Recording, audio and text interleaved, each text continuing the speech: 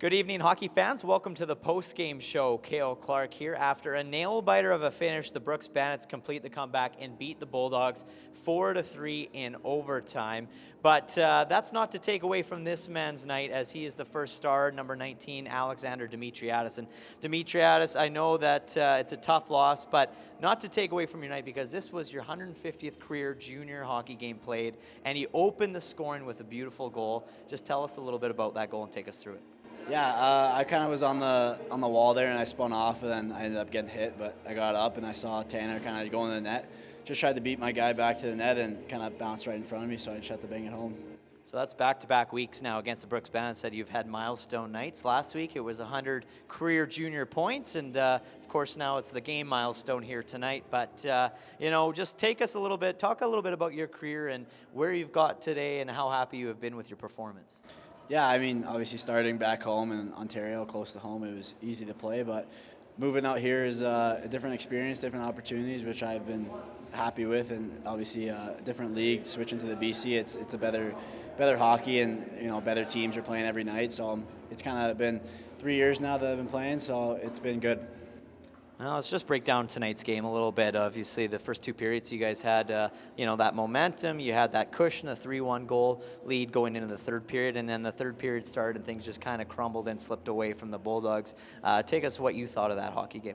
Yeah, I mean, we were on them first two periods, and maybe come out third period a little bit too loose, feeling comfortable. So we just got to clean up and come out every period like it's the first period of the game. So, yeah, we can't let games slip away like that. Yeah.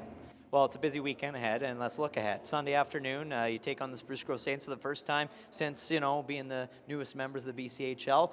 What needs to kind of change and what needs to happen on Sunday for a successful game against the Saints? Yeah, I think the work ethic from everyone, myself included, just needs to be up against a team like that. It's hard to play against. They hit a lot. They're good with their sticks, and, they can bother you in front of the net. It's going to be a tough game, but as long as we work harder than what we did tonight, then we'll be just fine. Well, Alex, as always, we really appreciate this, and congratulations on 150 games. Continuing on the post-game show here from the Eagle Builder Center after the Brooks Bandits defeat the Black Falls Bulldogs, completing the comeback 4-3 in overtime. And I'm pleased to be joined by the assistant coach, Brady Bakke. Brady, let's talk about that hockey game. It was another good start from the Bulldogs. You guys scored first. Alexander Dimitriadis, as we just chatted with, picking up his 101st point in his career and his 150th game here tonight. Just talk about maybe him first. This was his night, and he had a really big milestone here this evening. But what has he contributed for the Black Falls Bulldogs this season? Yeah, Dimmer's been huge for our group here. We obviously brought him in at the beginning of this year as a guy who could play up and down our lineup, and that's kind of really what he's done at the end of the day. He's solidified kind of our second pairing or our second group, and he's a guy that wins a lot of face-offs, which is always huge because then you can start with the puck. But offensively, he came out, he was hot early in the season, and he's kind of been a little bit more snake-bitten here as of late, so it was good for him to get one and get the monkey off the back for him. And overall, Dimmer, he's huge on the PK. He's big on the power play. He plays all the positions on that. So he's a leader in our dressing room. So Dimmer's been a huge addition to our group for sure. The Bulldogs newcomers in Ryan Newman getting his first goal as a Black Falls Bulldog. Easton Adrian getting his first point as a Black Falls Bulldog to make it a 3-1 lead. Just take us through that play and how happy you've been kind of with these new assets for the Bulldogs this season. Yeah, they've been huge additions to our group. They came in and pushed the pace of our practices. They've pushed the level of our practices up, and it's starting to show on the ice where our group's getting a more of a consistent effort than maybe we were at times earlier in this year. But on that play, we were moving around in the offensive zone. Easton made a really nice move to find an opportunity to go downhill and take the puck, towards the net. And then anytime you can get inside position on a guy at the net front, you're going to do a lot of good things, and that's what Nui was able to do there. He was just able to find an opportunity to put a puck in the net, so that's big for those guys and things that I can expect from the group. Now, time and time again, the Brooks Bandits make a big push in that third period, and they started that third period on the penalty kill, but 11 seconds in, Huey Hooker, finds himself all alone in front of the net and bangs one away to make it a 3-2 game. Before then, they tie it at 3-3. But that third period, take us through what maybe happened there for the Black Falls Bulldogs and what maybe needs to change going forward.